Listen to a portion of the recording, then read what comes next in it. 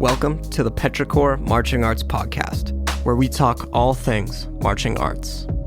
My name's Bryson. I'm a songwriter, composer, and mixing engineer, teaching and designing for drum corps, marching bands, and indoor percussion groups around the U.S., as well as my mainstay school, Newtown High School in Connecticut. I'm sitting down with performers, educators, and creators to discuss perspectives on the activity, to see where it's at now and where it's headed in the future.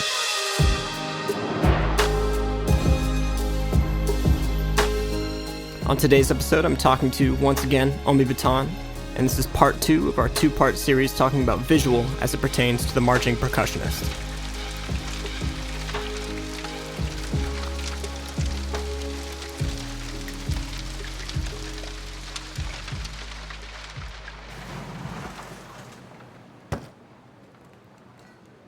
Alright, this is the first episode of 2021, and it's actually a continuation of an episode I did last year with Omi Batan.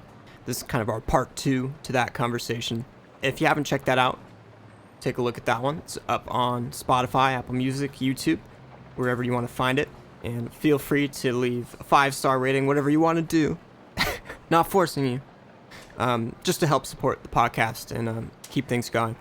But yeah, so in the last episode, we've talked about this, me and Omi, at the end of it as well, how we get a little philosophical at times.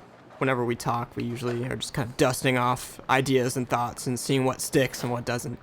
But I thought this conversation was a little more concrete. We get a little more in depth with some stuff. That's why we wanted to do a part 2, and hopefully you enjoy it. Like we were just talking about, we kind of ended up trying to go through our main points, but just went totally into the cerebral part of it, which again, it's totally a half to a whole, so that's super cool.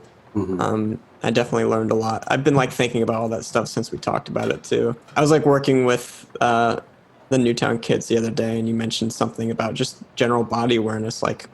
What do you, are you bouncing when you go upstairs? I think it's one thing you mentioned as an example. Mm-hmm. It made so much sense because it's so much easier to start applying general information to themselves if they're just aware of themselves in the first place. Yeah, I think that's part of what goes into the initial phases of establishing a technique visually. Mm-hmm. Establishing a baseline for anything is important. This is your set position. In playing, you have a set position, and we have a general understanding of your sticks are like this, or your cymbals are like this, or your implements are like this. And then you start adding ornamentations. Same thing for visual, except we don't have a set position established per, as an entire broad belief system. So what I do with the students that I work with and the groups that I work with is I try to get everybody to understand they are their own body. They have their own body. There's no way I can know what your hands feel like, what your shoulders feel like, what your feet feel like, what your hips feel like. So having that moment in the beginning to establish a mindful approach to, this is where my legs are. This is the angle that I stand normally. This is, do I lean forward? Do I lean back? Is my spine straight? Do I slouch? So knowing what you normally do gives you a sense of, okay, how now can we unify the look of the group? Mm-hmm. So, and is that, if we're talking about just building the set position, and we briefly touched on this the other day, would you see that fundamental process as being kind of exactly as you just mentioned, leading into kind of a Hindu or a ragdoll type exercise, the breakdown and back up, just contextualize all that instead of just hitting the Hindu right away? Right, yeah. So there are definitely different variations of what I've seen the Hindu posture breakdown look like, depending on who's talking. But what I have learned, or what I use for my approach, is I break down from whatever person's interpretation of a straight posture is. So, so we say okay, there's a string at the top of your head. Make sure that you stretch everything out and you feel like you're as tall as possible. Maintain that height from that position, whatever that feels like. And it's actually pretty interesting watching a group of people do that, because their interpretation of what straight up looks like sometimes looks very stiff and very open chested, like way too open chested to a point where there's tension in the back. Some people slouch and they don't realize that they're not even standing up straight. So I get that as a baseline. Then head first for like 4 counts, then the shoulders. And then I make a distinction between the shoulders and then the upper back, because a lot of times we aren't aware that our shoulders have this motion that makes it either more closed or more open, and you're not moving your back at all. So I make it a point to say, okay, shoulders collapse and then upper back, then middle back, so that you are still not focusing on your lumbar, you're still focusing on the upper half of your chest to the back of your neck, and then your lower back, and then you kind of hinge at the hips, and then you bend a little bit at the legs. So when somebody's fully broken down like that, I notice some people like to cross their arms. You're actually adding tension to cross your arms instead of letting gravity kind of just pull your arm down and pull your body down in front of you. And I don't go completely squatted position. I was about to ask that. Yeah. Some people interpret at the bottom, am I squatting? And I think what that does is it takes your focus off your actual spine. And now you're just sitting instead of feeling, oh, okay, I'm bent over, curled over, and I still need to maintain some kind of balance doing this. When you squat and you sit, you're no longer thinking about your arms being like down. You're thinking about just sitting and chilling. Some people just put their arms on their knees or in between their thighs. So I make it a point to just have your legs bent, but you're still facing forward and your head is still towards the ground and everything is still oriented down. Then you build it back up 4 counts from the legs to the lower back, hinging at the hip, middle back, upper back, and then you open up your chest and then you lift up your head. It also helps elongate your spine a little bit. And just get members to be more relaxed because they had to relax their body in different ways. And I'm assuming kind of over time, like initially that's probably more of just, again, contextualizing awareness, but over time that's probably just building consistency in how people actually approach their presence individually, or like throughout the season, kind of in a development term or development terms. I think one thing that sometimes gets overlooked is people aren't coming in as a clean slate.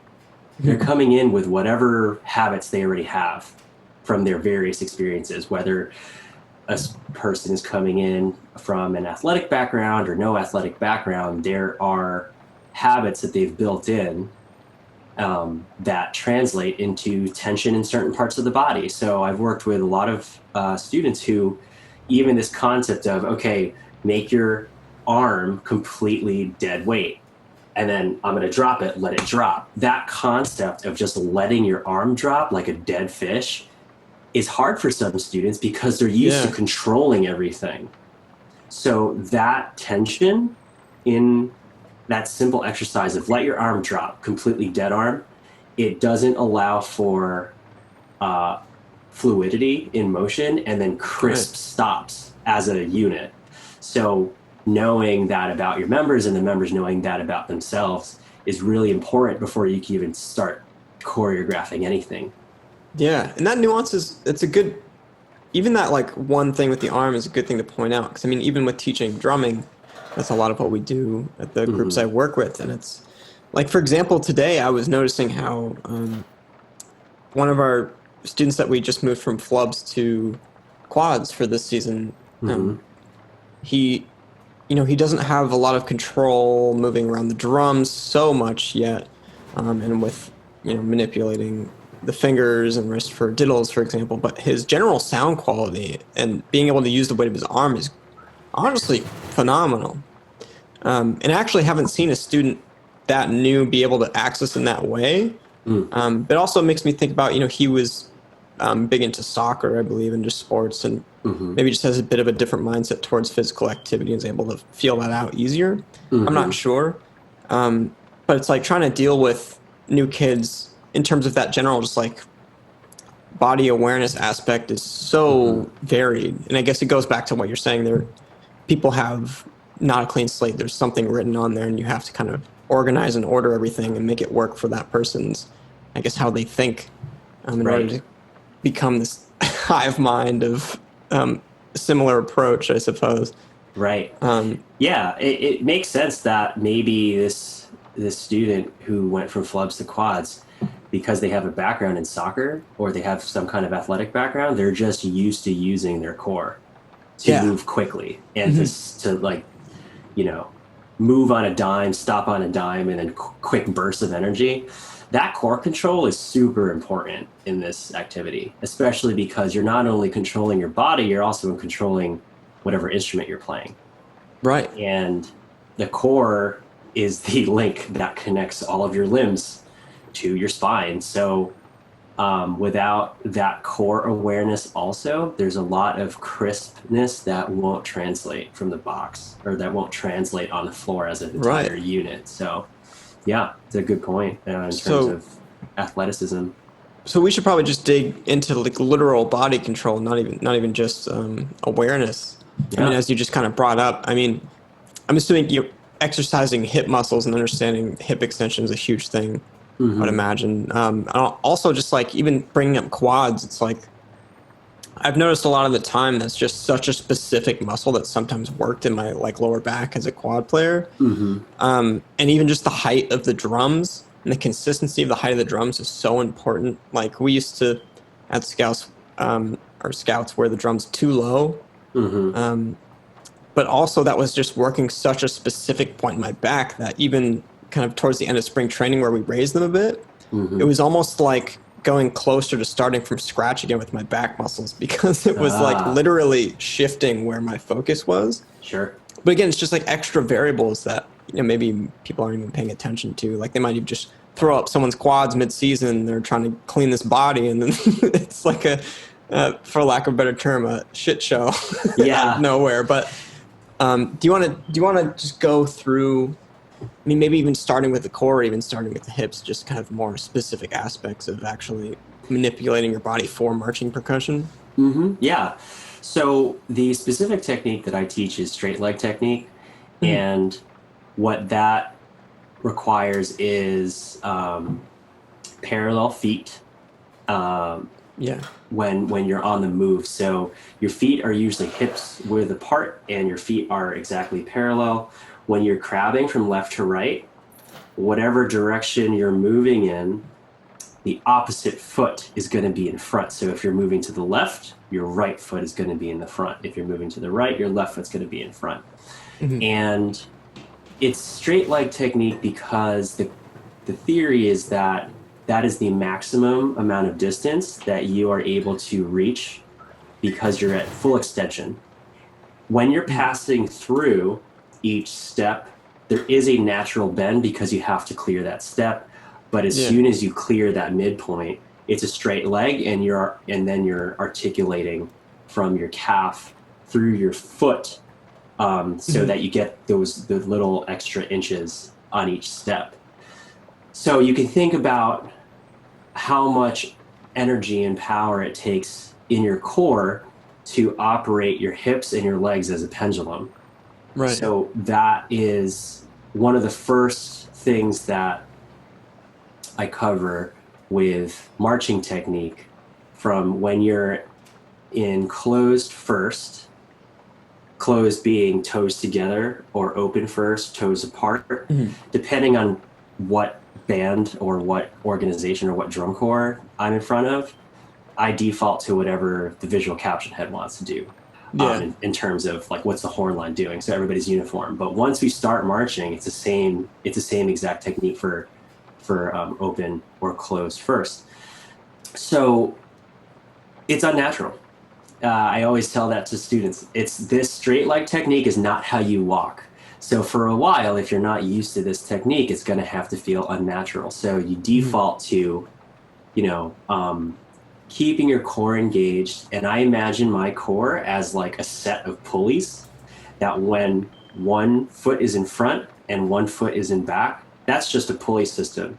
And your obliques and the front of your abs are just moving like literally pulleys, and your feet are moving whatever direction you need to go. Mm-hmm.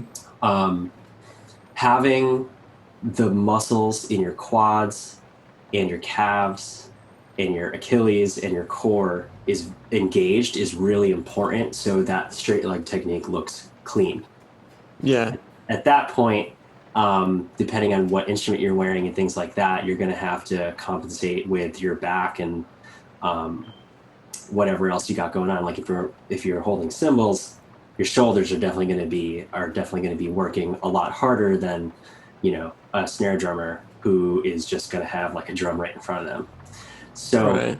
yeah, so that is a very, very surface level explanation of what straight leg technique is.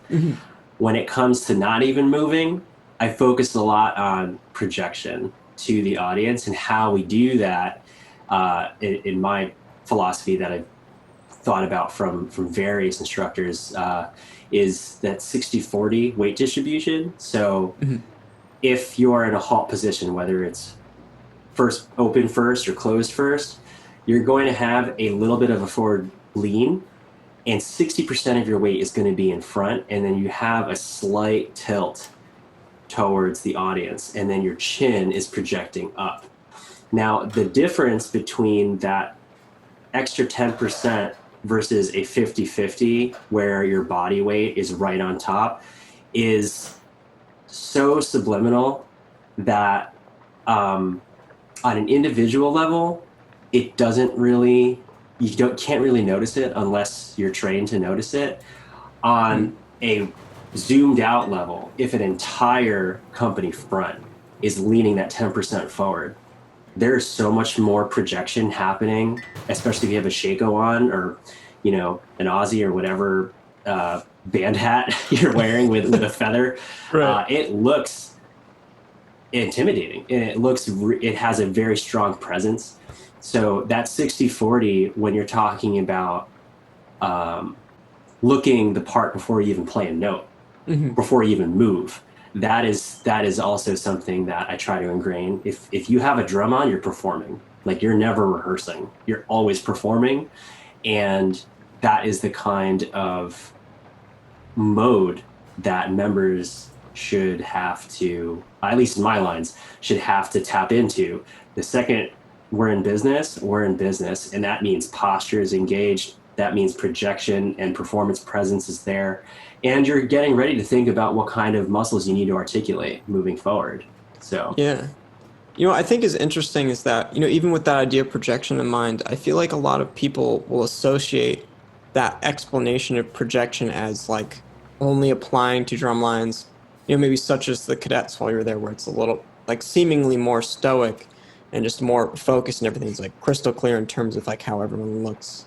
But even with drum lines that are just a little more maybe performative, just such as an indoor, I feel like some people don't realize that's still a similar concept. It's really the same thing. You're just using it in, I guess, a little bit more of a flowy way, but they interpret that sometimes as being literally too loosey-goosey. And ends up getting out of hand and losing a lot of that projection. Yeah, I think no matter what, if you're doing, when I hear like loose motion or like strict motion, I think of it musically like legato and staccato.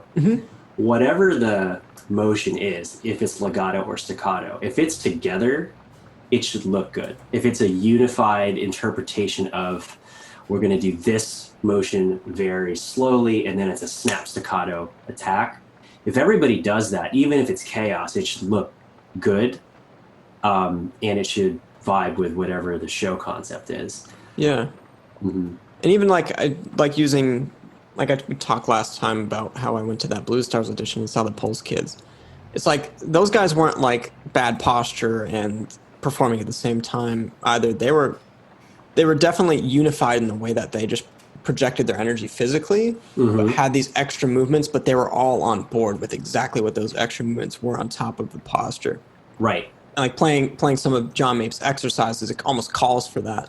A lot of the time, and it'll tell you to do, especially back then, they were super overdoing the paint the fence thing, which I think they've learned to correct at this point. Oh, is that paint the fence like the breaking the wrist? Yeah, it used to be so extreme that it was like even extreme for drum set players when they do right. that, but it was still very unified, and it, like you're saying, it's so impactful to see the whole group not only do that, but also go for it with the projection at the same time. Again, they weren't slouching. They were really putting themselves forward and having their faces ready for the WGI crowd and the Blue Stars audition in the middle of the fairgrounds or whatever. Sure. But yeah, that's just one thing I've kind of noticed, that people, especially younger kids, lose that connection. They don't quite understand that, when they're watching those drum lines, they're still focusing on similar aspects of their body when they're doing it. Right. And it also makes me think about, in terms of the connection between building that fundamental approach to projection in the body, even just standing still in combination with the drumming.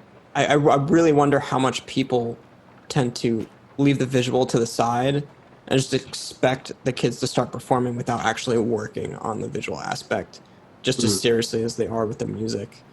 I think maybe like 5 to 8 years ago, or like 5 to 10 years ago, that might have been the case, where visual was left at the wayside and like, play clean and ram a bunch of notes and park and play. Like that was definitely a thing. Actually, probably longer than 10 years ago.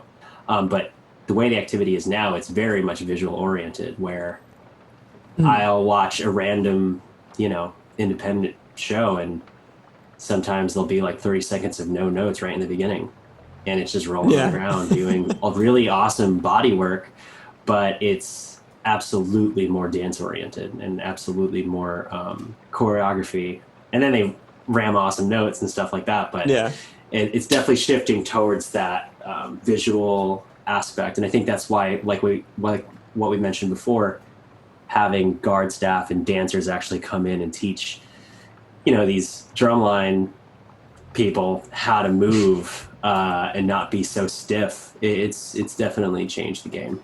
Yeah. And I guess I'm thinking a little bit more so too of just younger programs. Like even with this like COVID season right now, where pretty much the lack of time kind of emphasizes problems that could occur in most seasons. And I'm noticing, like, for example, we don't have a lot of time to work on visual because, it's October. It's October, was it 17th? It's the 17th, and we just put like our third movement to drill for the first time today. And it's like, that's all the time we've had in the season has led us to this point where we're just finally finishing the show technically. But within that time, it accentuates the amount of time that we don't actually focus on posture, for example, or at least just building the technique in marching. It's all been focused on the music because it's just, we're trying to get that as hard as we can. But I do notice that the lack of approach to the visual is just so directly affecting the music, obviously because they're playing to the feet, it's marching. Right. But that projection is gone, and when kids are trying to interpret performing finally, now that things are comfortable, there's, first of all, there's no consistency to that approach, but it's, people are just thinking about the wave of the hand and not their actual body presence. So first of all, the marching goes out the window, and then the performance goes out the window. Right. So I wonder, even in a regular season, and we kind of touched on this last time too, how much people are really thinking about the fact that not only are these processes approached the same in terms of building consistency in visual and music and dance, etc., but how much they actually relate to each other at the same time. Now, this is kind of straying from the topic too, but yeah, I mean, I think when you talk about when we talked about last time, the exercises and how to build up a vocabulary visually and musically in a technique packet to address the demand in a show, in a particular year's show design, that has a lot to do with when you're learning an exercise, let's say legatos or eights. For those of us that don't know what that is, that's when you're playing like eighth notes on a drum, and it's just to get your hands warmed up and really tune in the sound. You could add elements of performance where it's like, all right, the next 2 bars, angry faces, and then everybody's just playing eights while looking angry, and then the next 2 bars, now we're going to do sad faces. Like I used to do this. I think I used to do this at UConn, but there have been a number of groups where it's like, hey, this is going to be a smile rep. And we do a rep where it's just everybody smiles. It doesn't make any sense. But it taps into that multi-layered responsibility of a performer to be able to emote and also execute all the musical aspects that are being asked of them. That's interesting too, because it's not even necessarily being like, oh, I need this to be the most perfect smile you've ever had, but just Uh, literally the concept of being able to emote, like exactly as you're saying, and play at the same time. I feel like it's it's interesting because I don't think about it that way all the time either. I'm like, oh, it needs to be right this time, the way you're smiling or being angry or something. it's funny because I've had many students, not many, I've had a handful of students that just can't smile. They can't smile while playing because their thinking face is like is neutral. So Yeah. when I say, all right, we're doing a smile rep, they won't smile when we do the smile rep, and I'll cut, and then I'll make them laugh. I'll say like something dumb or like a funny joke, and then they just start smiling, and I'm like, boom, there, that is a smile. Just hold that position. And it's so much of unlearning like what they think a performance is versus actually just being natural and how they represent their emotions in that Yeah. time. That's such a great explanation of body control too, just like in a nutshell. Just like and awareness. It's like some people literally can't smile while they're playing drums. It's But hard, like man. but in order to actually tell that kid like, okay, I need you to feel this complex emotion here, it's like Right. that's such a great way to just practice the foundation of that. I've never thought about that. That's so great. I think I think someone's it's done that to me before at Scouts, like Derek Fields or something. it's really hard to tell somebody to act. Yeah. Unless you're an actor, it's hard to say, all right, no matter how your day started, no matter how you're feeling right now, look happy. Yeah. And to do that and then play like you know, a piano roll Mhm. and, make sure we're hitting these accents and then tilt your body this way, and then you're going to cock your head this way, and then you're going to look over here on the end of two, and then it's going to be a dotted eighth note, stop, and then look happy while doing all of that. Yeah. It's a level of comfort that the performer needs to have over the actual choreography so that they have the extra bandwidth to then emote in their face. Mhm. And that level of comfort must be command over the choreography and command over the music. Yeah. So a lot of that is preparation. I can't expect anybody to look comfortable, happy, and excited while doing something they don't have command over. Right. So those fundamentals of are you marching straight like technique properly? Are you standing from a 60-40 position so everything is ready to push off on a dime Mhm. on beat one? Are you closing crisply? Like, how wide is your downbeat? How wide are these attacks? How are we interpreting an attack? And that translates into everything that you do. And then you put the little bow on top, which is a smile. Yeah. But to have to have to have a member just be told, all right, now we're just supposed to feel really sad at this time, so everybody play exactly what you did but be sad. Chances are the parts will like get softer, or maybe the piece will slow down, or Mhm. something will happen that is musical because the mindset now is I need to look sad. Yeah. Why not have that mindset be already known that it has to be associated with this part when you're teaching the music? Hey guys, A to B, this is where we need to be super angry and aggressive because this is this part of whatever show. Now you're learning these fortissimo, duple rolls, and the intent is supposed to be aggressive. And Yeah. now you practice that on your own, being aggressive in front of a mirror. So then when you get to the floor, hey, we're running A to B. It's not, hey, we're running A to B. Make sure you perform this. Mhm. It's A to B as you know it. I So I that think goes even into a just lot of the technique, I think. yeah, and even just letting the student know about that process I mean, I feel like we'll just get rid of so many problems where it's like, okay, like we haven't talked about anything about this, and I tell a student to like insert emotion here, and they feel like they can't do it, and they probably just end up blaming themselves, be like, oh, maybe I just suck at this. But in reality, it's just the program, if it hasn't said anything, is really setting them up for failure. But even if they just know that, like, hey, this is why, like, we didn't quite work on the tools enough this season, so maybe moving forward, we're going to talk about how we actually foundationally give you the building blocks and the tools to be able to do what we're asking you. They could even go in the next season when there's more time and actually think about it correctly, and maybe even smile on their own or tell their section to smile or something, or even take it on their own accord. Maybe that's not the best idea, but maybe let that be coordinated. But yeah, I could still foresee a lot of problems of people just feeling like they're inadequate because they can't rationally put together why they can't do something. Right. It's not. I don't think it is a catch-all solution to input emotion like you would an accent in music. It's not, hey, you're going to smile for 4 bars and then you're going to be upset for 2 bars. It's not that. It's what is the intent of the show, right? Yeah. But we kind of covered that a lot last time in terms of how does the preparation and the exercises add to the quality of performance, and then how does that add to the cohesion of the group and like developing that synergy. But when you're talking about actual movement and marching around the floor or a field, a lot of that is pretty prescribable.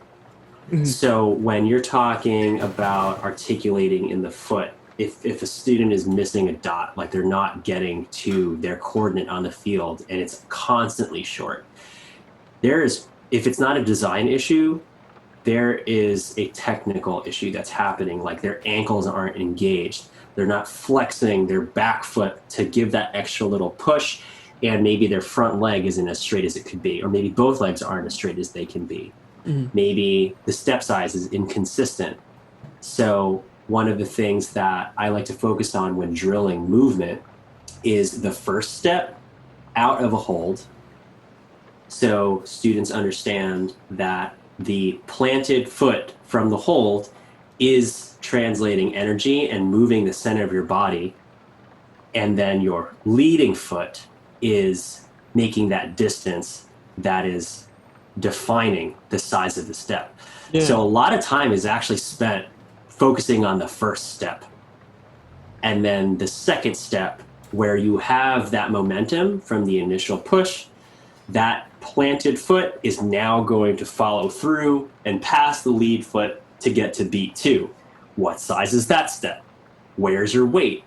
Do your hips move in front of your shoulders, or are your shoulders still in that 60-40 position? Where's your center of gravity? Where's your head? A lot of times I see marchers looking down, and I never understood that because the floor is not going anywhere, and neither are your feet. So you're only getting used to looking down. You're cutting off your periphery, and you're probably not seeing anybody else in front of you or around you because your eyes are on the ground. So all of those little details you can see in the first 2 steps, especially in a line of people. If immediately the line and the dress, or how aligned you are with your shoulders from the people on either side of you, if that gets slightly janky in the first 2 steps, what's going to happen after the next 6 in an 8 count move? So that's where a lot of the cleaning happens. That's where a lot of the technical aspects come into making a line clean before you even teach drill.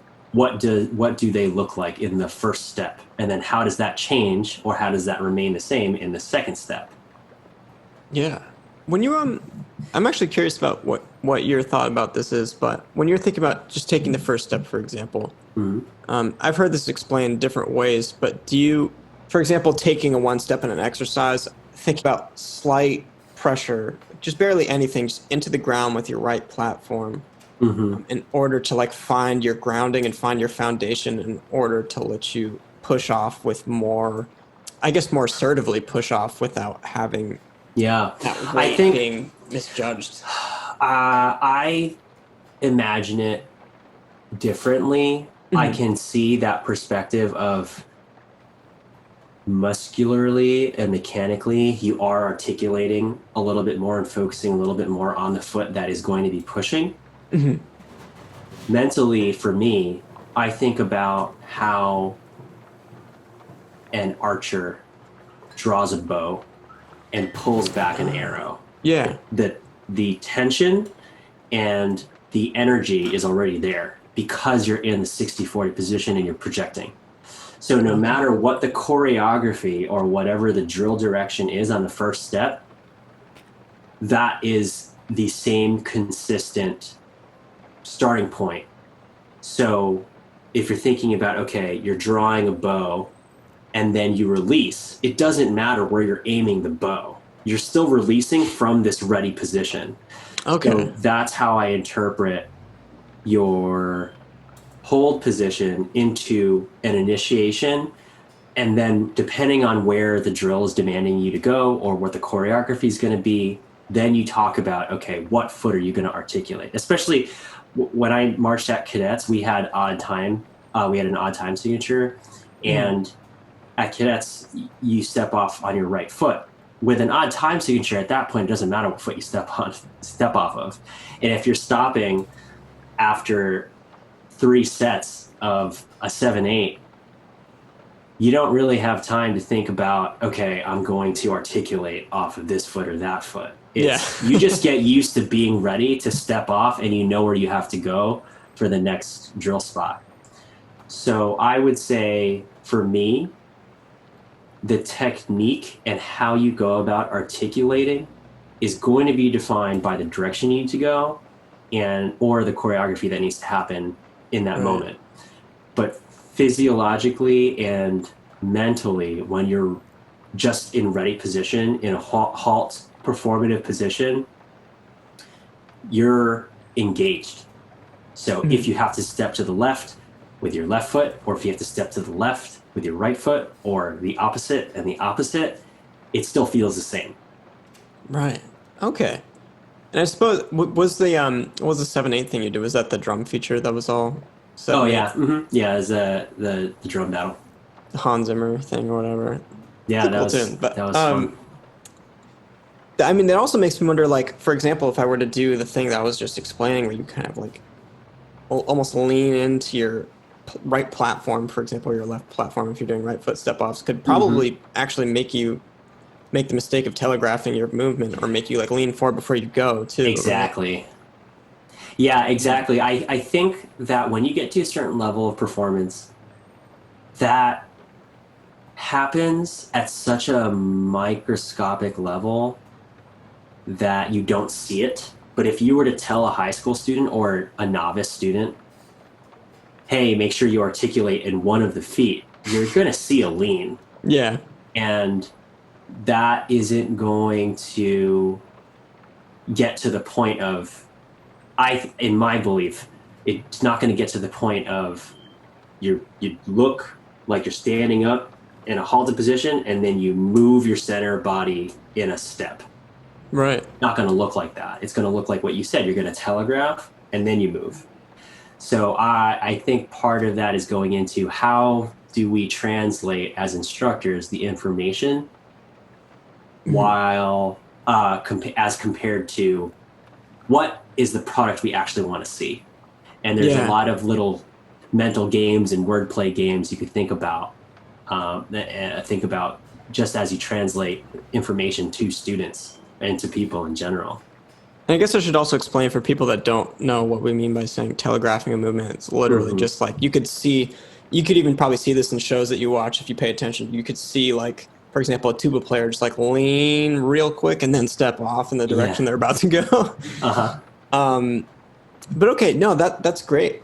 That's a great definition for it. Speaking of coming from a hold or just like the actual hold itself, I was talking to Kat yesterday about open firsts. First is close first, Mm-hmm. specifically with marking time. Mm, And this actually may be an interesting thing to touch on in general. sure.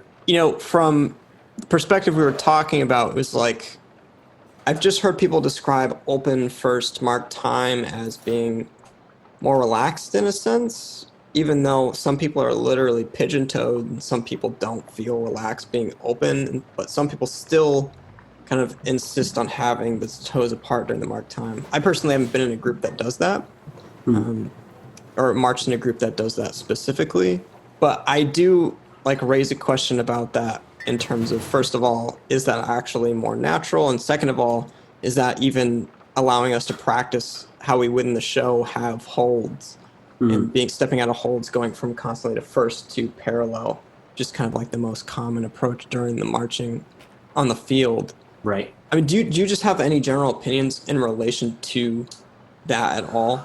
I think I think that when you're talking about open first or close first, that is definitely a preference. Mm-hmm. If if it were up to me, I would do open first because it is more natural to go from open first with toes apart to open second because you don't have to Mm-hmm. change the angle of that planted foot. And it is a definite halt position because with straight leg technique, your feet are parallel. Yeah. So there's never a question while you're marking time, is this a halt or are we marching? Because when you mark time and you march straight leg, I like marking time toes together, but then halting toes apart. And Mm-hmm. as you're marking time, you can see when everybody goes boom, halt. Sorry, they're halted open first, then they mark time closed first, and then when they halt, you can see everybody's feet go bang bang. Yeah. And even when marking time, you could say, hey, you got to that release late, and so are your feet. So for me, it's a personal preference. When you're halted, open first. When you're marking time, mimic the angle of the feet uh, the same way as you march straight leg, which is parallel. And Okay. I really enjoy seeing that boom, boom from parallel feet marking time to open first. And you could Okay. see that 4-1 or, last beat of the bar 2-1. And I guess this could also open up a slight can of worms, but I mean, I guess my two questions surrounding that I would think it would be like, okay, like what other reasons would there be to have everyone open first just all the time in the lot? Mm-hmm. And also, thinking of, well, I guess maybe I'll answer my own question here, but with the purpose of having your feet open, just in layman's terms, when you hold strictly because it has more support for your body when you actually stop. Mm-hmm. I don't know if that's necessarily true or not. I'm just kind of contemplating. Um, I think it's a stylistic thing. Like when Mhm. I watch Cavaliers march, I have no idea how they do that bent leg march Yeah. technique and then still cover the distance that they do, Mhm.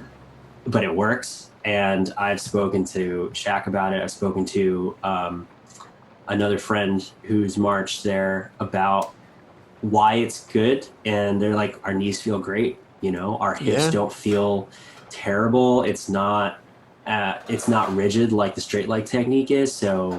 maybe it prevents injury. However, I've never halted at cadets with toes apart, Mhm. so I've never fallen down.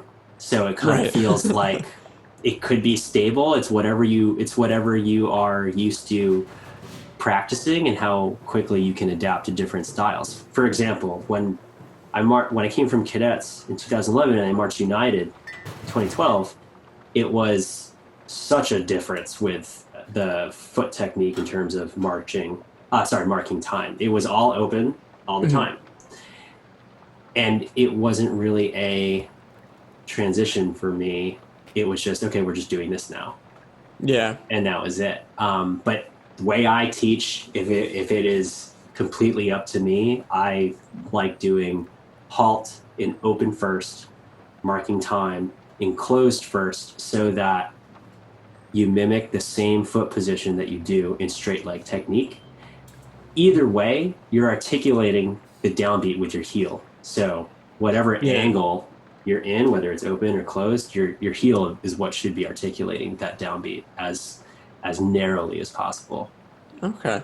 Yeah, it's just like one of those things. I never really talked to many people about it, and it just made me think about a couple questions when I was actually like questioning even like my own reasoning for what I do. It's just like, oh, I never thought about doing it a different way. Right. But okay, yeah, this is just something I wanted to bring up while we're in the topic of taking a step. Yeah, I think it really affects how that push foot is, right? So when you articulate, are you articulating from that angled open first position, or are you articulating from that closed first position? And that is absolutely something where it's a little bit different. If you're coming from an open first and you're pushing, that first step that's coming out is going to be straight. That foot that is still pushing is going to be at the angle. Then when you take the second step, that original push foot is going to be parallel and then pass through. So now both feet are parallel. So there's going to be a slight change in the muscle group in your ankles and your calf and the muscles between your Achilles and your calf that are just going to articulate differently from that original push foot from the halted position to each push from every step after that. Yeah. So when you're comparing United to cadets, for example, at cadets, did you feel like you were able with just the parallel feet to, for example, step off forward to the left easier due to the way that your feet were oriented? I could imagine that certain directions must feel different depending if you're starting with feet open versus closed, just because of maybe moving forward would be easier, for example, or moving back if your feet start from parallel in terms of the actual foundation of it. But I don't necessarily know because I haven't done parallel. It's kind of a choose your own adventure when it comes to like what do you do when you move forward, right? Because when you're moving forward, you could do a roll step or you could do a toe first. And depending on the tempo, you might not even be able to do a roll step. So at cadets, to be honest, I was just of the mindset to not die on the field. It was like, just don't fall and keep your feet in time and hold the space. And I would say the most honest answer is I made the technique work and I made my dot.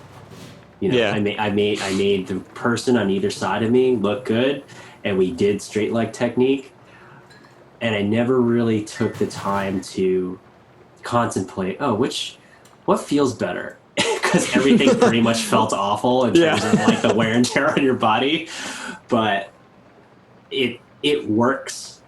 And I think one of the main things that I try to keep my mind open to is if there is a better way to do something in a show or in a moment of a show, then why not do it, right? It's the beauty of this being an art where you can do a roll step in an indoor show because it's supposed to be this regal moment and it's this halftime feel, and roll step is just really important.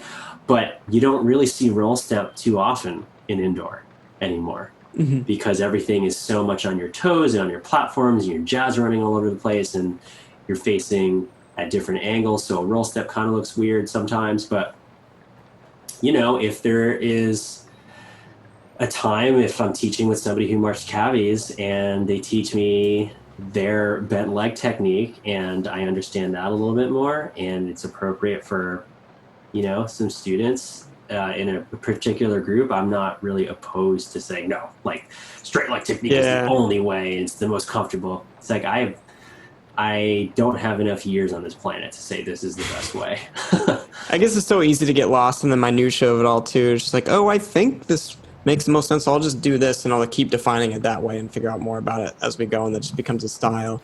Yeah. Like, you could probably even say like, oh, like I start from open first when I march, so it's easier to take a step to the right with my foot slightly out of the way or something. Right. Well, then you got like a prep step, right? Like, are we doing a prep step on count 8 after an 8-count count off to get your foot out of the way? And that was a big one at UConn when I was marching. You have this prep step that caused a lot, literally the entire band to telegraph that they're about to move because it's like, 1, 2, 3, 4, 5, 6, 7, move, and then move for real. Yeah. So me personally, I don't like doing that prep step, but I understand why it feels good, and I understand why it exists for some groups. So yeah, to your point, it's really having an origin, having that first technique that was taught to you, and as you go through different groups and different levels of intensity and different shows, you as a performer start to build up your own somewhat eclectic approach and collect all this information so that when you teach, music or visual, that's your canvas to start with. And then as you watch your students and as you watch the show and how it develops and you kind of see what works and what doesn't, your technique could change and your philosophy could change and how you deliver the information on that philosophy could change. Right. I remember Jared Huntley, shout out. He was the visual captionette at Cadets. Oh, yeah. In 2011. Originally a Cadets guy, and then he taught BD visual for a while, and then he came back to Cadets. One of the coolest metaphors that I took away from his comments was, imagine that you're at a foam party, and the whole room is full of foam, like soap foam. And all you see are just floating torsos. You don't see them moving their legs. That's how you should march. And then, right. And I was like, what?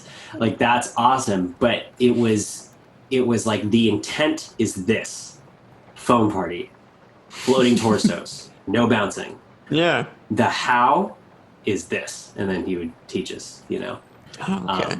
So. Yeah, it's really interesting how many ways you can kind of translate information, and then you leave that room for the performer to interpret what that is and how their body's going to make that happen. I really love the Blue Devils folks' metaphors for visual. It's so clear that they have a very distinct way of explaining things to people. Yep. But they'll always bring back these wild nuggets of metaphors. Like, I think the dude Nick Monzi that was at Scouts while I was there doing visual had a very he had like just a way of saying things that made a lot of sense, and it helped me finally understand like how top 3 programs articulate themselves when explaining visual. It's like not like they're changing the world, they're just like they have some good way of telling you this is how it should feel, this is what it should look like. Just floating bubbles, foam. Yeah. one another cool one I heard. This was during learning the ballad at Cadets. Dean Hickman, shout out to Dean. He was a quad drummer at BD, and he was teaching at Cadets that year too. And he was like, "Have you guys seen Avatar? Like the blue aliens?" They're like, "Yeah." It's like, remember that scene when they're walking through the garden and with each step, like the forest was lighting up?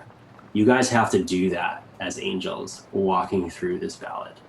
And I'm like what? I could be an Avatar. And it was that same concept or that same metaphor you could have translated into a physiological technical comment, like lift your weight out of your hips, stay on your platforms, soften each step and absorb the pressure, the impacts with your core so that nothing is disturbed. Like, you could totally say that. But if you're talking to a student who doesn't know how to stay on their platforms, doesn't know what it means to engage their core and absorb impacts of each step, but they've seen Avatar, it's like, hey, act like you're walking in that light up forest in Avatar.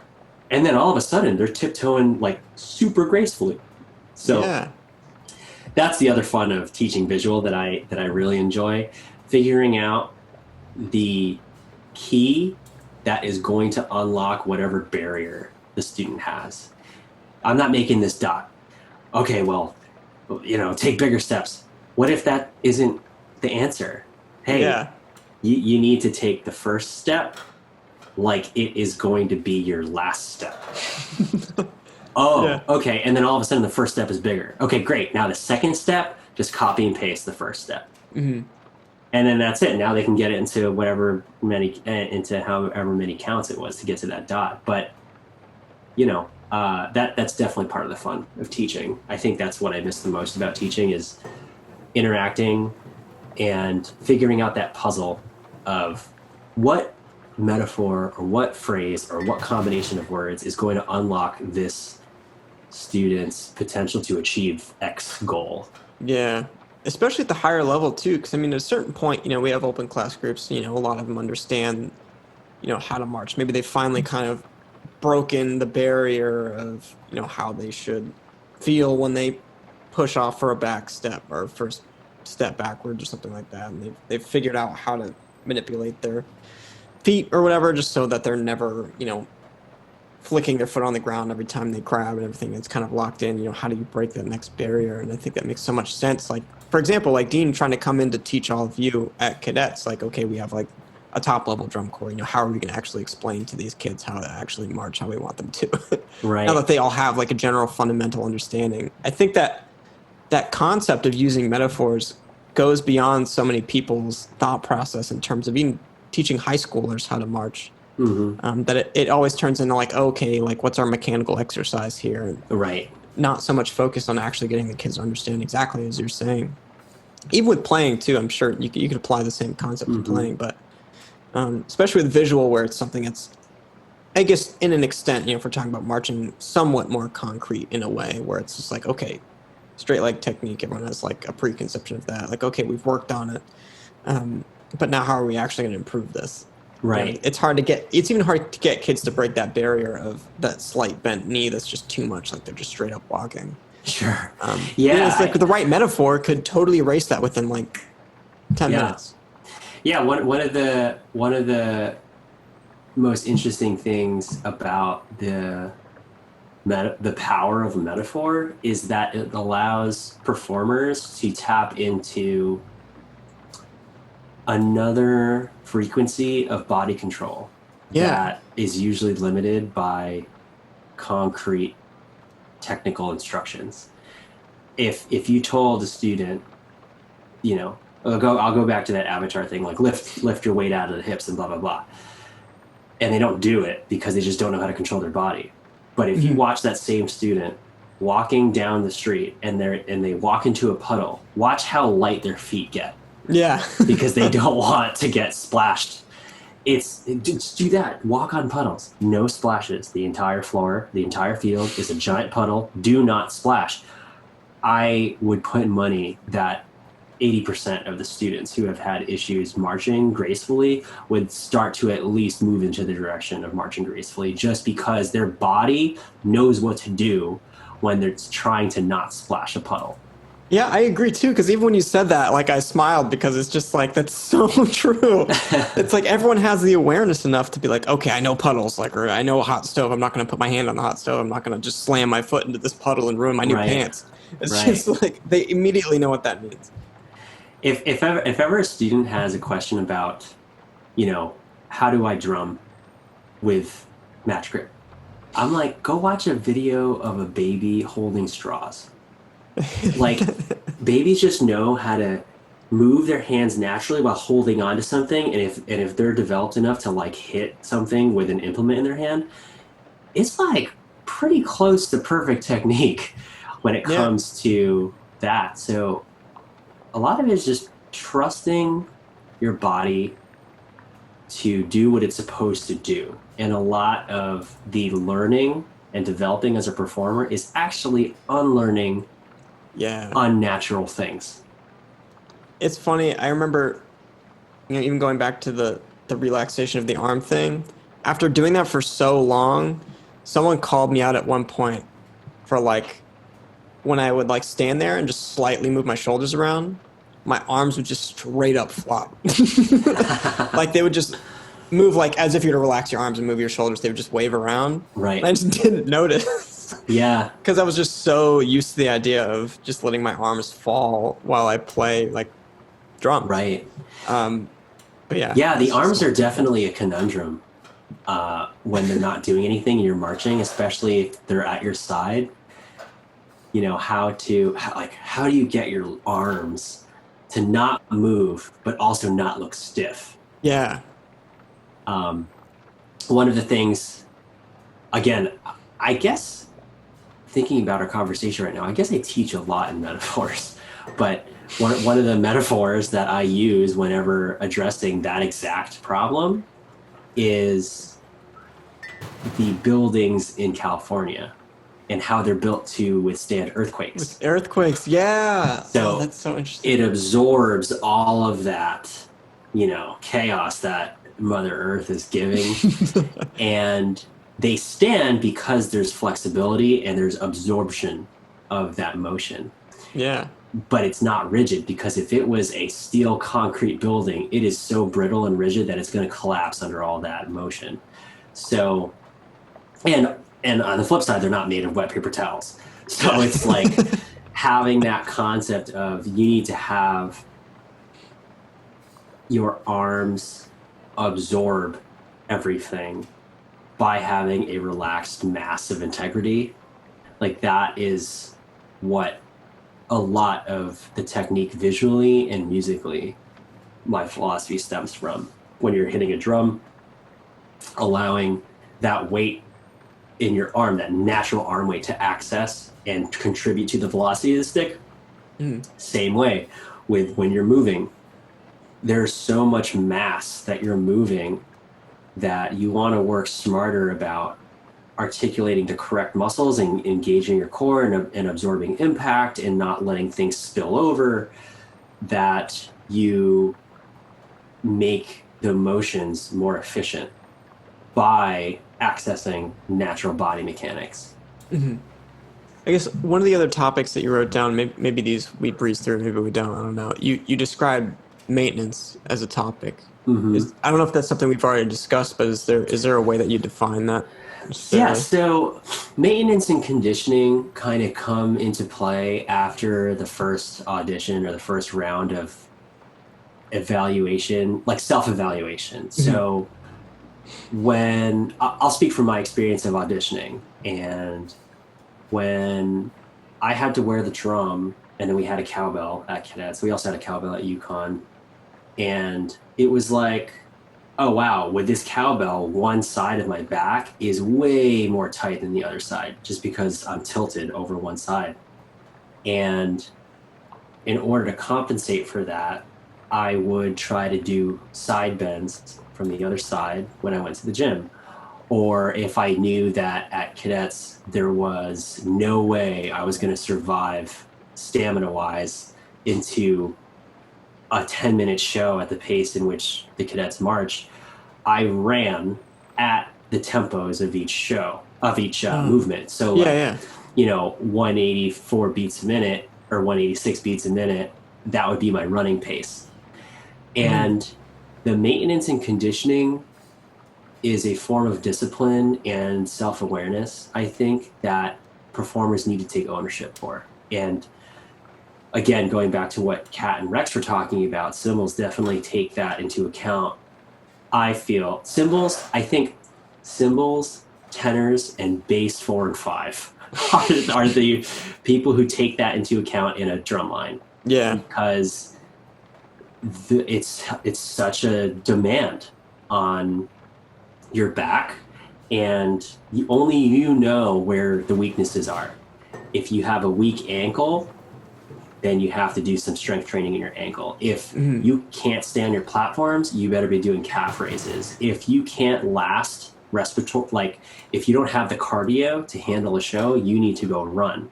And you need to be honest about that. So that maintenance and conditioning has to come from a place of awareness and acceptance of this is where you're at. You're not all of a sudden gonna eat bags of chips every week and then be able to like rock it in a 10-minute show where you're marching over 200 beats a minute for like a third of it. There's no way you're going to do that. So there isn't a prescribed way. I think it really falls on the instructor to recognize, hey, you're not able to do this movement, or you're not able to last the show. You got to work on this and this. and the performer knowing I can't last in this show. I'm not flexible on this part. I don't have the coordination for this, so I should probably practice this moment a lot. And it never stops. It never stops because the show will never be perfect. It will never be perfect. And you only have a limited amount of time to get as close to perfect as possible. So I think conditioning and maintenance starts from when you audition to the last note on the field. Yeah. You have to be aware of what you're getting better every day at. It's funny. This morning, today was the longest day we've had all season because we've had short rehearsals just for less exposure for less time. Sure. Or exposure for less amount of time. So the quad players, even the quad player that's been playing quads, they could barely stand at the end of the day, and they're like, "Yeah, man, look, we just haven't done this yet. Like, this hurts." Right. Because they don't do conditioning at home. They don't actually work out their back muscles all the time. Right. So they just folded. And even I told them when they were telling me that the first 3 days of scouts when I went there, I had been running a lot, but I hadn't done anything with my back over the winter leading into there or into the spring training. And we did a 3-hour tracking block. It's probably the longest tracking block I've ever done too.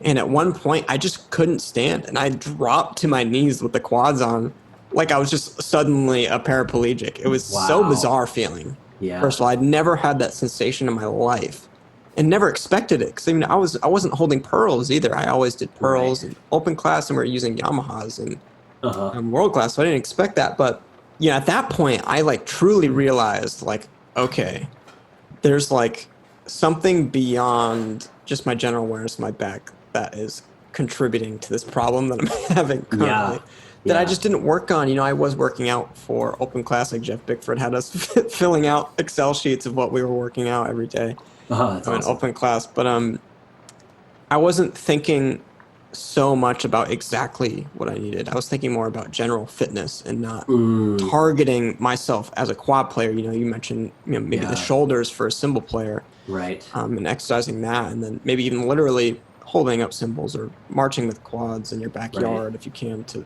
actually even more target them. But it makes me take the conditioning thing and that idea so much more seriously. Now we have marching health. There's a lot of folks, we'll even see Phil Andrews in the gym all the time, especially even when he was marching and stuff too. But yeah, it's all personally accountable stuff. And of course you can ask questions, and now we have, marching health again as a resource where you can find stuff. But I think if I could do some stuff over in preparation for my season at Cadets, it would be understanding how to rehab an IT band injury. Yeah. And how, because my leg was screwed up for that entire season, my right leg. But knowing exactly where to put my energy and where to reinforce some more logical physical therapy and also strength training, exactly what do I need to strengthen. The running and the cardio, that just happened naturally, but it was that maintenance. I wish I had a roller for my legs. I didn't have that. I wish I stretched more, doing downward dogs and opening up my hips and doing that every day on tour. If I did that every day on tour and I rolled out my leg, I probably would have not gotten injured as often as I did. Yeah. And it's super important. There's no way I could have known that as a member. There's no way. And the cadet way at that time was keep going until you can't, and when you can't, keep going. So I'm glad that, with Marching Health and all these other really cool initiatives and platforms to show the different aspects of marching, it's really important for the upcoming people to just avoid injury, because you could throw away a whole season just because you didn't take care of your body and you didn't prepare enough in the right way the season before. Sometimes you don't need to run. If you're already an avid runner, don't run more because you're going to be running for 90 days straight. Maybe you should do something else. Maybe you should work on your back, like what you said. And I think a lot of people don't realize how often injuries actually happen. I mean, back in the day, they were just accepting 10 snare drummers because they knew someone was going to get an injury and leave. Right. Like Yeah, in the you're 80s kind and of stuff. expandable. But the amount of Achilles tendon injuries that I've seen is astronomical. Usually people would heal from that, but it would take 2 weeks out of their summer to figure that Right. out. But even like you mentioned it, like the whole 5-week spring training thing, even coming from open class in a group where we were already working ourselves to the bone more than we probably needed to. It's just like that consistency for 12 hours a day for 5 weeks. Came to truly appreciate the ice baths that they would put out for us Oh, to use for wow. just like our legs or something, or like I'd talk to the trainers. That summers when I learned about the fact that pickle juice was used before Gatorade, and I was just like, all right, I need electrolytes. Whoa. I'm gonna literally drink this pickle juice from this person's Really? I sandwich did jar. not know that. I was taking it super seriously. I was like, my legs hurt, and if I'm not doing anything about it, it's not going to get better. Right. So I started like just talking to people, doing more research and everything, and actually figuring out how bodies work, so that I can participate and not drag people down in any way. Right. Yeah, injuries are super demoralizing, especially when you're trying to get one of the most ironic things that can happen is somebody's injured and then the rest of the battery or the rest of your section makes something super clean. Yeah. And you're kind of sitting on the sideline just watching it get clean, and then you hop back in, and then you just weren't in with them with all those reps. So yeah, injuries are way more beyond just the singular performer being held back. It impacts the entire ensemble. So again, going back into that whole setting what the culture should be, why not have that be part of it? Why not have that maintenance and conditioning be part of what it is to be a member at X organization? Yeah. That gave me flashbacks, you mentioning that. I forgot that used to be a feeling that I had. Yeah, it's so bad. I had to sit out a few times. I got kicked off the field because, I was like, meathead, like, oh, I could do it. And Shaggy, he's the bass tech. I distinctly remember this in Texas. He was like, hey man, it's like not about you. You're just making us look bad now. Like you're so injured that you're marching like a doof. Yeah. It's just like, just get off the field. I'm like, oh, okay. So it's something that there is a balance. You can work smart and not work hard in order to prevent injury. You can. It's just about, sharpening the right tool. And it all goes back to those fundamental things. It reminds me, even just like, even now, with all this COVID stuff, I've paid more attention to just like vitamins and stuff, and like keeping up with like vitamin D and vitamin C, and like taking like airborne and just multivitamins just to like be a healthier person. But even back then, I was just going through these summers draining myself to the bone. I wasn't taking vitamins or anything. Hopefully some of the food had some of that. I mean, it was catered to those it, which it dino did. nuggets. Yeah. Vitamin C and the dino nugs. But, I if I went back, I'd probably be taking supplements with me, I'm sure. Like, I'm just like losing weight in a very unhealthy way. And there's also like the bouts of sickness that can come on. Maybe sometimes it's out of your control. Like, what's the most unfortunate thing about the summer that I marched Scouts is that we started out in a very great place. Because they were coming off being a 5th place drumline. They did very well the year before in 2013, and we had a bunch of great people coming back, previous alumni, and there was no issues. It was going to be great. But I think the second week, we found out that there was an outbreak of hands, foot, mouth disease from the Boy Scouts that were staying at our housing site previous to us. Yeah. And a huge portion of the Corps got hands, foot, mouth disease and was quarantined in a cabin. So I was in out. a cabin. I think I was out for a week and a half. If, dollar store leprosy. Dude. Oh. Yeah, I had a back skin thing on my back. It was called folliculitis. And it's basically an infection of the hair follicles. And this one time in Martin, Tennessee. So this was maybe a little bit more than a third into the season. We hadn't found any cure for whatever was on my back. It was like super gross. finally went to a dermatologist who had only seen it once before on a cop who had a bulletproof vest on, who was doing traffic duty in the middle of Tennessee heat. And he had the same exact symptoms, and luckily this dermatologist recognized it and gave me, medicine or whatever. After spending an entire day in a waiting room to get this diagnosis, I get driven back 2 hours to the rehearsal site just in time for the last rep of the drum feature. And they're like, "Hey, Omi, you're back." I'm like, "Yeah." And I was expecting to just watch it, right? Yeah. It's like, "All right, so pick up your drum, last rep." And I was like, "Oh, okay." Long story short, with that one, the rep was fine. It was good. And then James Sparling was like, "All right, so Omi should never rehearse again, and he'll just hop in for the last reps." That's classic. Yeah.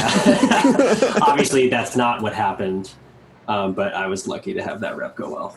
Yeah. So it wasn't like a bummer for everybody else because I had missed the entire day of rehearsal. But luckily, my back was on its way to improvement after that. But yeah, that maintenance and hygiene and drum corps, I feel like just don't really mix. But we're getting better. I think everybody's getting a little bit better with that. I guess I kind of got on that tangent just because it reminds me of just overall body health in general in order to actually operate in the fundamental way that people are asking you to. I mean, there could be bouts of stomach flu that maybe some people are totally immune to, but a lot of people aren't. And it's just like, are you boosting your immune system every day? We're kind of compromised in the way that we kind of run ourselves dry physically. Like, are we healthy enough to handle something like this?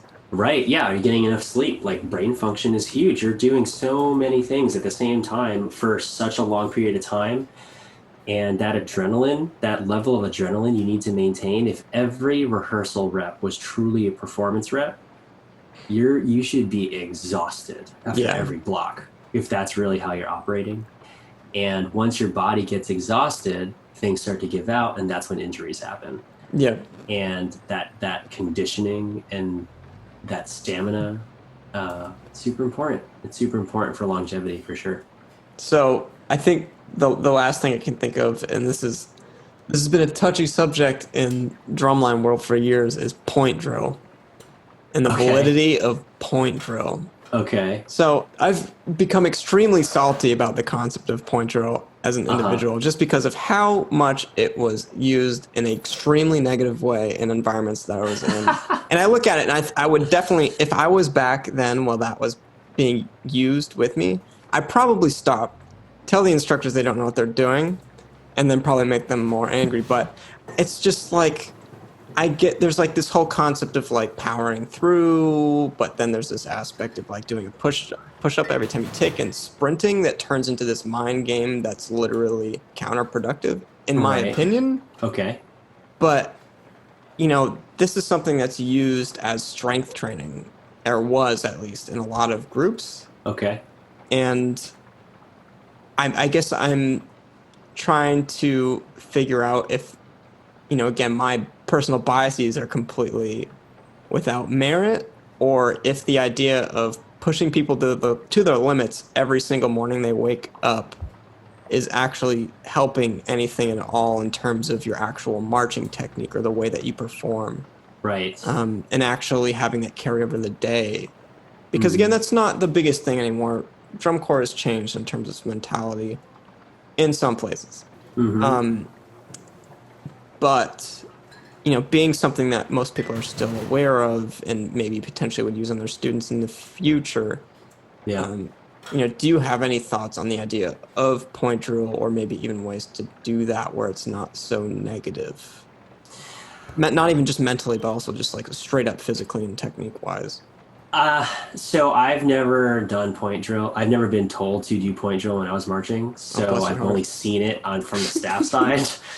And I think the intent is what would make point drill effective or not.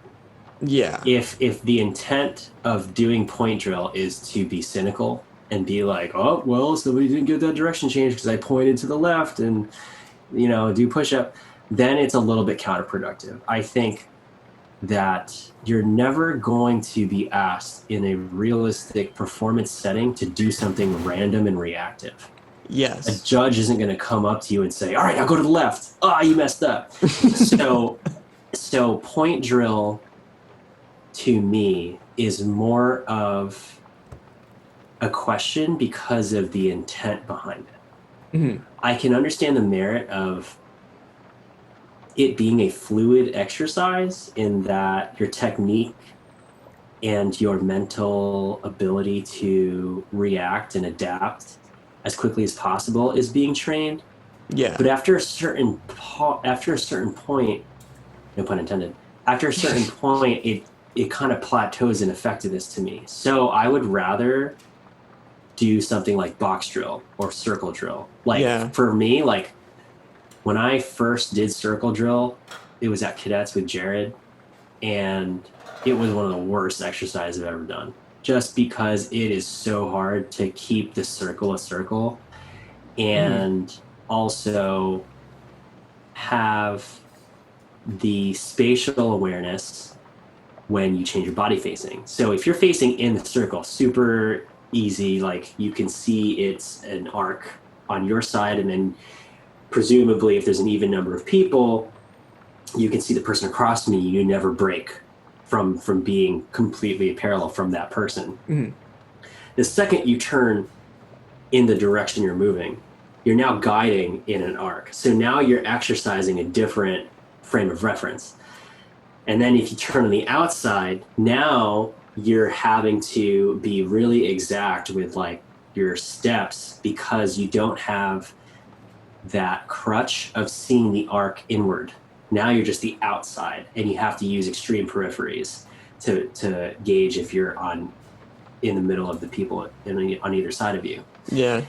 Circle drill opened up my awareness, and it was a very simple exercise that you can make complicated by just changing the counts in each direction. So what I like doing at any level, even at UConn, I brought circle drill there, and it's all right, we're going to go 8 steps to the left. Super easy. They step up on their left foot.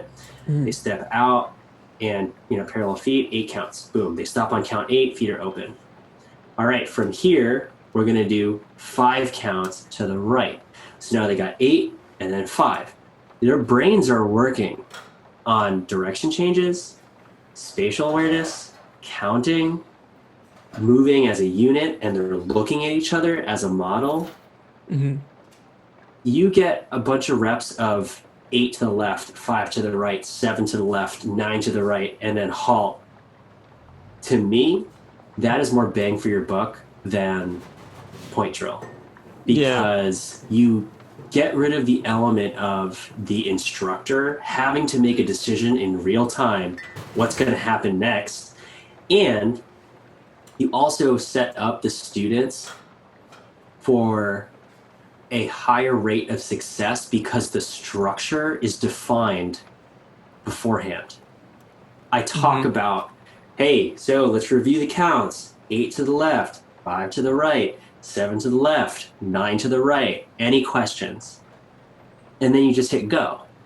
And then you just watch. So as an instructor, you can just watch everybody's tendencies, focusing on each student after each rep. And as a performer and as a student, you can refine your technique and your approach and your success rate and your accuracy every time, the same exact way you would do that in a show. Yeah.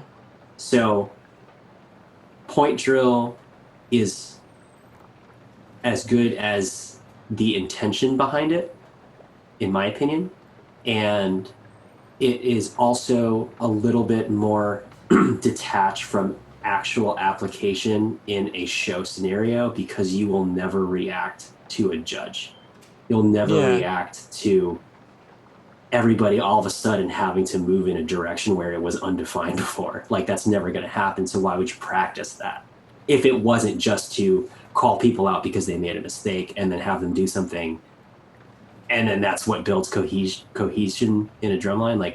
You could do that with circle drill. You could do that with box drill. So that's kind of where I'm at with that. And circle drill's hard too. I mean, I was taught circle drill by a lot of the people that were around cadets in the era that you were there. I mean, we were marching at the same time. I was just in open class. But a lot of those similar people, they were giving us the same stuff. It was just like, because we're a tiny core too, it's just like full cores just switching out in these circle drill blocks, and we're just going ham with it. It's super difficult, but it's still, like you said, it's like there's a defined structure. People can, be accountable for what they're doing. They feel like they can actually have a good marching technique, work on this marching technique and the form at the same time, and not have it be this gray area where they're just running around on a field wanting to leave drum corps. Right. I think point drill would be as much as point drill is as effective as sight reading random things in our audition process. Yeah. It's maybe a tree shaker in the initial audition phase. How do students handle stress? Right. Yeah. I can totally see that. How do they handle stress? How is their technique? And what does it look like? But if the line's established and now they're learning sets, then the exercises and the conditioning should be mimicking the same type of structure and level of demand that the show has. So doing point drill in August doesn't make sense to me. In there for an hour. Allentown. Yes. So to each their own, but my stance on it is point drill is only as valuable as the intent behind it. Interesting. Yeah, I've been talked to a lot of people about just the idea of point drill in general. It's one of those things that I deeply regret using after marching, because I did point drill every single year that I marched very consistently. And it was just like a part of it, and it's just one of those things where it's like, oh well, I guess we're supposed to do this, even though it's just kind of like this slightly abusive thing that I carried forward with like my like ignorant good intentions that I have. Sure. But I look back at doing that with seventh while I was teaching there. I'm just like, even though we didn't do it constantly, I was just like, this is stupid. Like I can't believe I did that. I didn't even know what I was doing. Could be. I could see if it's like a fun thing, It's never really fun. Never I guess really on the staff side, it's fun. It's fun to watch. It's definitely fun to watch students be challenged. Yeah, because I mean, it is like I do understand, and this is what I viewed it as when I was teaching it. Is just like, yes, there is this overcoming of stress, kind of like you're explaining. It's like we're trying to overcome something together, but like, is that really necessary? Is this the way we need to do that? Right. Yeah. Because it does end up feeling like a slight towards the kids, where it's just like, here's this thing because it doesn't relate, and I think that's what it is. It's like people notice that, and they're like, this is just this thing we're doing strictly for the stress, and it's not actually doing anything. Right. Yeah. Cynical reps. Yeah. Cynical reps. Yeah. If the exercise musically or visually starts to be more demanding than the actual show, you might want to look at that. Just because why are you playing an exercise that has like, these cheesed flu fla flas or whatever, and you never play a cheesed flu fla fla in the show? It's like, why are you playing that? You don't even play it in the show. You might as well work on triplet rolls at 210 because you literally do that in the show. Yeah. So yeah, it's whatever the designers and instructors want to do, but it's all about the intent behind it. For sure. So I don't know if there's anything else you want to go into specifically.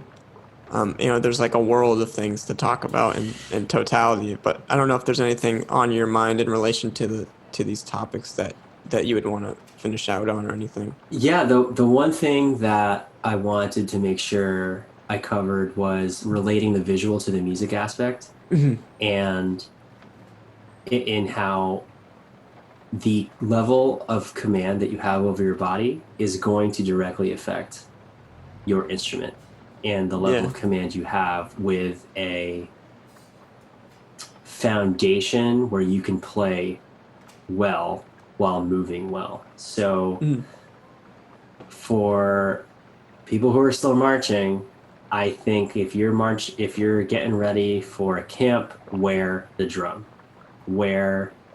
hold the cymbals, wear your actual instrument and get reps on that, because that is what your life is going to be. And understanding your bead placement is just as much of a visual thing as it is as a musical thing. Yeah. When you're moving, do your beads move? Do your implements move? Do your cymbals move? Do you like tap them together sometimes because your shoulders start to get a little bit destabilized as you start moving your legs? Mm-hmm. Same thing with bass drums and tenors. Where's that home position?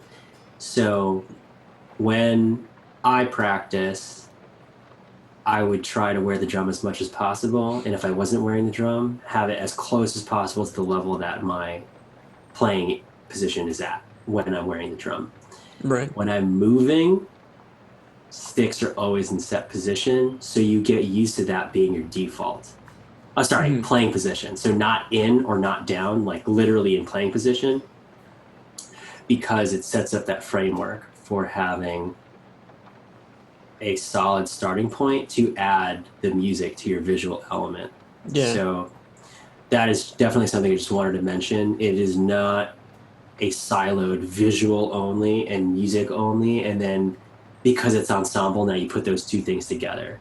When you're conditioning and doing proper maintenance, it has to also include your playing position and where are your shoulders when you're in playing position. When you start hitting attacks and you're starting to look aggressive, is there more tension building up in your shoulders, which makes your harness get all weird and then your drum starts tilting? Yeah. When you get more tired in a show, can you relax? And maybe can you relax sooner so your energy isn't being spent with all this tension?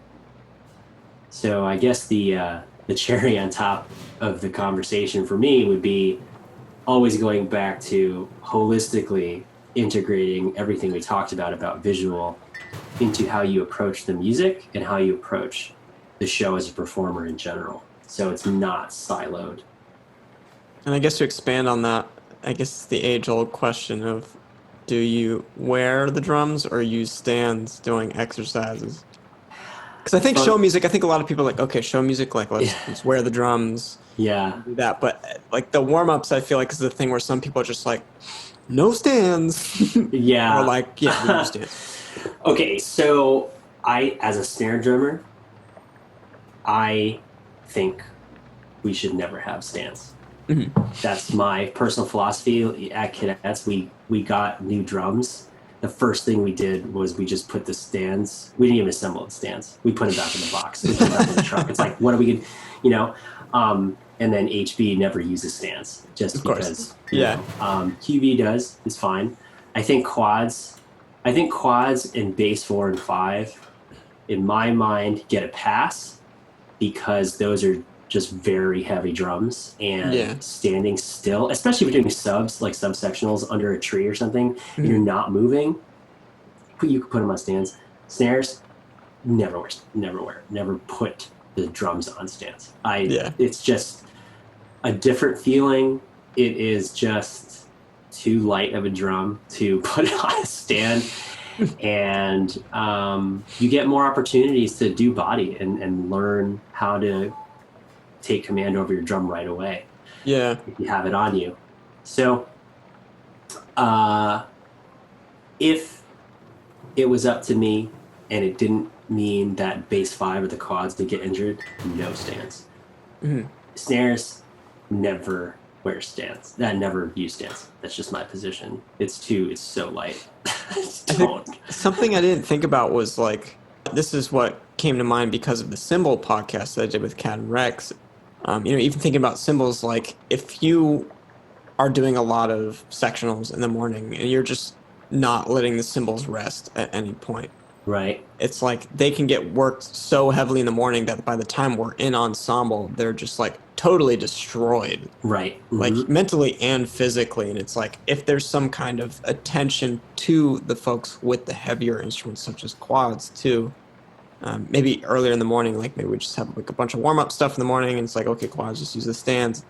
Specific planning towards the end of the day where we're actually making sure that by the time that we need to be running these show chunks, that there's no variables being thrown in physically that are just destroying the product that we're looking for in the ensemble rehearsal. Sure. but also being aware enough to make sure that there's enough conditioning happening in rehearsal so that during the season that they have strength. Right. Still. Yeah. Yeah, I think cymbals are definitely a unique section where only a cymbal player can tell you what is too much and what's not. What it feels like. I can tell you as a snare drummer that you don't need stands. Yeah, the center of gravity is just so much Yeah, better. I mean, even with I've had implements on snare drums. Like in Stanford High, we had mini hi hats, and then at UConn and at Cadets, we had big cowbells, and it's nothing compared to a set of quads or like a bass 5. So, yeah. I remember marching bass bass 1 as a freshman in high school, and like my only worry was like getting sunburn from like the harness or like the drum going into my body with the sun, because it was a white drum, so it was all just like reflecting back at me. Oh yeah. But that was it. It was just like it was actually terrible. I remember I had like a V-neck or like a stretched out T-shirt my first band camp. Yep. And like just directly like magnifying glass sun into my oh no. chest. It was like the worst sunburn I've ever got in my entire life. Rough. It probably looked like, since you had a V-neck, it probably looked exactly like an iron was just pressed on your chest. Yeah, exactly what would happen if you were to do that. But okay, yeah, I think that's, I mean, at least for me, all I really have personally. Cool, man. Yeah, this was really fun. Thanks for doing a part 2. I know we kind of went off the rails and got real cerebral in the first session. Yeah. But, it's fun dusting off these concepts in my mind, and it gets me excited for the next time I'm in front of UConn, teaching with Tyler, and potentially, I would love to come visit Newtown at some point, say what up to you guys and Ricky. Yeah. But yeah, I'm excited to see what is in store for this upcoming season, what it's going to look like, and hopefully everybody stays safe. But yeah, that conditioning piece, don't get soft at home, basically, is what I feel like. Especially now. Should be the message, yeah. So if you want to march the whatever condensed tours we got going on. Man, people are going to be jumping into such a different world marching again without having marched for a whole year. Yeah. I remember I even just started drumming a little bit a couple weeks ago on a pad, and I was like, my hands are not what they used to be. So yeah. I can only imagine if you're trying to get into performance level. I was telling my buddy on the Cadets quad line, it was just like, I posted a video on Instagram the other day because I was just trying to practice again. I was like playing the vessel snare feature. It's like, yeah, man, it's just like, I know it's wrong, but it's like, it's hard for me to fix it because I don't like hardcore practice licks all the time. So it's just like, oh, there's like the motion issue there, and it's just like, well, yeah, my sticks were garbage, but that's just me complaining. It's definitely a specific circle of hell when you're like, wow, that sounds awful, and I know exactly what's wrong, and I know exactly what it needs to do, but that's what it's going to stay as. It's like a teacher's curse if you don't keep playing. It's just got to keep playing some exercises every day, and you'll hopefully be in the right place. Yeah, man.